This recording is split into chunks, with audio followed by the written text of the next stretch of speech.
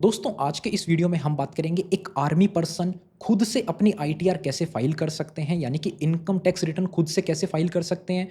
और साथ ही साथ बात करेंगे अगर आपका कोई टीडीएस कट हो गया है यानी कि टैक्स कट गया है तो उसको रिफंड कैसे क्लेम कर सकते हैं। पूरा प्रोसेस जानेंगे इस वीडियो में। और हम जो आईटीआर है वो फाइल करने वाले हैं न्यू टैक्स रिजिम के अंदर, यानी कि अगर आपकी इनकम 7,75,000 रुपये या उससे कम है तो 100% आपका टीडीएस रिफंड आ जाएगा। 1 रुपये का भी टैक्स आपको नहीं देना है। नमस्कार दोस्तों, मेरा नाम है राकेश और आप देख रहे हैं बैंकिंग बाबा यूट्यूब चैनल।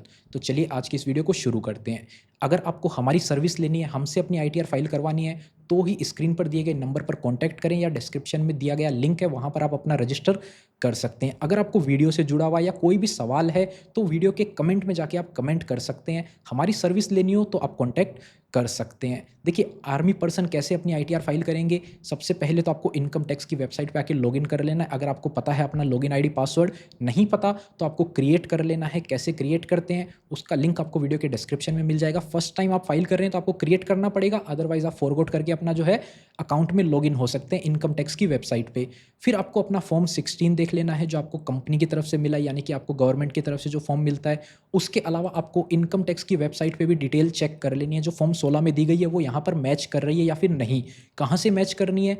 ई फाइल में आएंगे, यहाँ पर इनकम टैक्स रिटर्न, यहाँ पे आपको व्यू फॉर्म 26 AS दिखेगा और व्यू AIS दिखेगा। ये दोनों आपको ओपन कर लेने, पहले ये फिर ये, दोनों को ओपन कर रखा है मैंने। यहाँ पे आप देखेंगे ये रहा 26 AS। इसके अंदर जो है वो टीडीएस की डिटेल होती है। जो आपके फॉर्म 16 में टीडीएस दिख रहा है वो यहाँ पे मैच कर रहा है या फिर नहीं। जैसा कि आप देखेंगे एक यहाँ पर जो सैलरी मिली है 7,60,754 रुपये की, और ये जो टीडीएस अमाउंट है 14,935 रुपये है। टोटल सैलरी 7,75,000 के नीचे है, फिर भी टीडीएस कट गया है तो न्यू टैक्स रिजिम में ये 100% रिफंड हो जाएगा। तो हम यही फाइल करने वाले हैं। फिर देखेंगे ये रहा AIS जो हमने ओपन कर रखा है। यहाँ पर सैलरी की डिटेल है। जो फॉर्म 26 AS में सैलरी दिखा रही है सेम अमाउंट यहाँ पे आ रहा है, सेम अमाउंट आपके फॉर्म 16 में आएगा। उसके अलावा डिविडेंड से इनकम हुई है 17 रुपये की और सेविंग अकाउंट से इनकम हुआ है 327 रुपये का।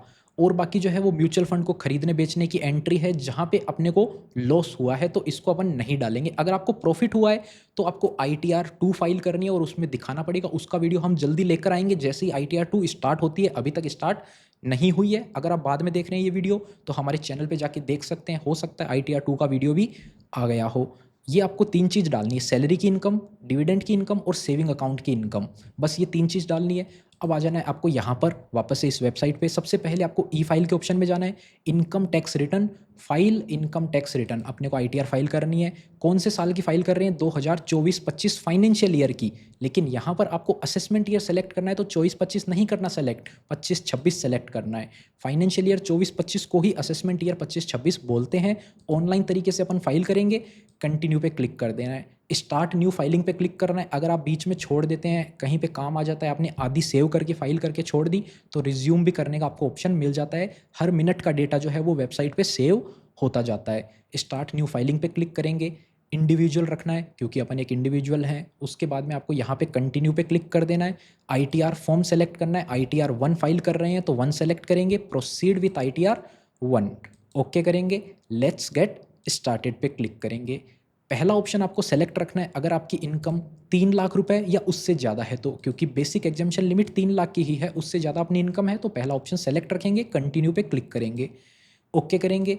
इसके बाद में पहले ऑप्शन में आपको पर्सनल इन्फॉर्मेशन चेक कर लेनी है। यहाँ पर क्लिक करेंगे। जो है आपकी बेसिक इन्फॉर्मेशन है, बस आपको देख लेना है सब कुछ सही है ना, कुछ गलत तो नहीं है ना। उसके बाद में नेचर ऑफ एम्प्लॉयमेंट, जैसा कि मैंने आपको बताया आर्मी पर्सन की ITR फाइल कर रहे हैं तो central government employ automatic select आ सकता है। नहीं है तो आपको जो भी है, अगर आप एक स्टेट गवर्नमेंट के अंडर काम करते हैं तो वो सेलेक्ट कर लीजिए जो आपके लिए आता है। प्राइवेट सेक्टर में काम करते हैं तो अदर्स वाला ऑप्शन सेलेक्ट कर लीजिए। PSU में काम करते हैं तो PSU आपको सेलेक्ट कर लेना है। हम सेंट्रल गवर्नमेंट के अंदर फाइल करते हैं। पहला ऑप्शन आपको रखना है रिटर्न फाइलिंग जो है वो हम 139(1) में कर रहे हैं, ड्यू डेट से पहले। ड्यू डेट क्या है? वैसे तो 31 जुलाई होती है, इस बार तो 15 सितंबर तक कर दी गई है। तो 15 सितंबर तक आप ITR फाइल कर रहे हैं तो पहला ऑप्शन ही रखना है। उसके बाद में अगर डेट बढ़ती नहीं है तो दूसरे ऑप्शन में आपको फाइल करनी है। ये ऑटोमेटिक अभी जैसे ये बंद है वैसे ये बंद हो जाएगा, फिर ये चेंज हो जाएगा। अगर आपने ITR फाइल कर दी कोई गड़बड़ हो गई तो आप ये वाला ऑप्शन सेलेक्ट कर लें, और जो गड़बड़ हुई है ना उसका एक्नॉलेजमेंट नंबर यहाँ पे डालना पड़ेगा। एक्नॉलेजमेंट फॉर्म डाउनलोड होता है आईटीआर फाइल करने के बाद में, और वो डिटेल आपको डालनी होती है। दिखाऊं कैसे होता है, आप ये देख सकते हो, ये रहा एक्नॉलेजमेंट फॉर्म आईटीआर फाइल करने के बाद में। तो यहाँ पर नंबर है, इसको कॉपी करना होता है और यहाँ पर आपको डालना होता है। यहाँ पे आपको डेट सेलेक्ट कर देनी होती है, कब आपने फाइल करी थी। अगर आप फर्स्ट टाइम फ्रेश फाइल कर रहे हो, कोई गलती नहीं हुई है, तो आपको ये वाला ऑप्शन ही सेलेक्ट रखना है, इसको चेंज नहीं करना है। इसके बाद में इस ऑप्शन में आपको नो पे ही सेलेक्ट रखना है। Do you wish to exercise opt out of new tax regime, क्या न्यू टैक्स रिजीम से आप बाहर जाना चाहते हो? नहीं, हम न्यू टैक्स रिजीम के अंदर आईटीआर फाइल कर रहे हैं। अगर आपको जाना है ओल्ड टैक्स रिजीम में तो आप यस करेंगे। ये वीडियो ओल्ड के लिए नहीं है, ये वीडियो न्यू के लिए है। तो न्यू पे आपको नो कर देना। यहाँ पे अपन को न्यू टैक्स रिजीम में अपनी आईटीआर फाइल करनी है। उसके बाद आपको कन्फर्म पे क्लिक कर देना है। हो गया ये पहला स्टेप कंप्लीट। फिर ग्रोस टोटल इनकम के ऑप्शन में आ जाना है। सबसे पहले अपने को 3 इनकम डालनी थी, तीनों फटाक से डाल देते। सबसे पहले सैलरी डालनी थी। कितनी सैलरी थी? देखिए यहाँ पे गलत आ रही है। कई बार क्या होता है, डेटा फैच होने में टाइम लग जाता है। इनकम टैक्स पोर्टल पे डेटा कंपनी ने तो रिपोर्ट कर दिया, जो आपकी गवर्नमेंट है उसने तो रिपोर्ट कर दिया, लेकिन यहाँ पर अभी तक डेटा पूरा नहीं आया। देखो ये 6,42,000 आ रहा है। अपनी सैलरी कितनी थी? 7,60,754। 7,60,754। तो आपको ये मैनुअल डाल देना है अगर पूरा नहीं आ रहा है तो। पूरा आपको बराबर डालना है। ऐसा नहीं आप सोचे कम आ रहा है तो कम डाल के फाइल कर देते हैं, नहीं, ऐसी गड़बड़ी ना करें। सेव कर देना है। पहला ऑप्शन कंप्लीट। दूसरा ऑप्शन क्या था? सेविंग अकाउंट का इंटरेस्ट था 327 रुपये। अदर सोर्सेस में आएंगे, ये रहा सेविंग अकाउंट का नाम। देखिए यहाँ पर 108 कम आ रहा है। अगर नहीं आ रहा तो ऐड अनदर करके आप सेलेक्ट कर लेंगे। आ रहा है तो इसको एडिट करके 327 डालना है, तो अपन इसको 327 कर देते हैं। ये हो गया सेव। इसके अलावा डिविडेंड था 17 रुपये का। यहाँ पे आप अदर सोर्सेस में आएंगे, ये देखिए डिविडेंड है 6 रुपये का आ रहा है, फिर गलत आ रहा है, तो इसको पकड़ के एडिट कर देना है और यहाँ पे आपको 17 रुपये कर देना है। पहले पहले ऑप्शन में डाल देना है सारा, ज़्यादा दिमाग नहीं चलाना है। सेव पे कर देंगे। ये हो गया कंप्लीट। 3 इनकम थी, तीनों डाल दी, सैलरी, सेविंग अकाउंट, डिविडेंड। एक चौथी इनकम और आ रखी है, यहाँ पे आप देखेंगे interest from income tax refund. Last year जो हमने आईटीआर फाइल करी थी ना, उसमें सरकार से हमने रिफंड मांगा था 31,000 का। सरकार ने हमें रिफंड दिया था 32,000 का। क्यों? क्योंकि हमने रिफंड जो मांगा था वो मांगा था अप्रैल के अंदर, सरकार ने दिया था जुलाई के अंदर। अप्रैल, मई, जून, जुलाई 4 महीने बाद दिया, तो 4 महीने का ब्याज भी मिलता है, तो वो 1,000 रुपये ब्याज हो गया। वो जो है 950 रुपये के आसपास था, 948 रुपये। इसको आपको कुछ नहीं करना है, ऑटोमेटिक आएगा, आपको बस देख लेना है। लास्ट ईयर रिफंड था तो ही आएगा, नहीं था रिफंड तो नहीं आएगा। बस कंप्लीट, कंफर्म कर देना है, बस आगे कुछ नहीं करना है। टोटल डिडक्शन में अपने को कुछ नहीं डालना। न्यू टैक्स रिजिम में हम डिडक्शन क्लेम नहीं करेंगे। टैक्सेस पेड में आपको कुछ नहीं चेक करना है। क्यों नहीं करना है? करना पड़ेगा। TDS 1 वाला ऑप्शन देखेंगे, TDS आप चेक करेंगे 14,935 रुपये। जितना अपना था 14,935 उतना ही आ रहा है। कम आ रहा है तो इसको पकड़ के यहाँ से एडिट मार देना है। एडिट मार के कम आ रहा है तो इसको बराबर कर देना है, ज़्यादा आ रहा है तो कम भी करना है। ऐसा नहीं है कि ज़्यादा आ रहा है तो ज़्यादा क्लेम कर लेते हैं, नहीं, बाद में गड़बड़ हो जाएगी। ये दोनों फिगर चेक कर लेने, सैलरी बराबर है, TDS बराबर है, सेव कर देना है, बस कंफर्म।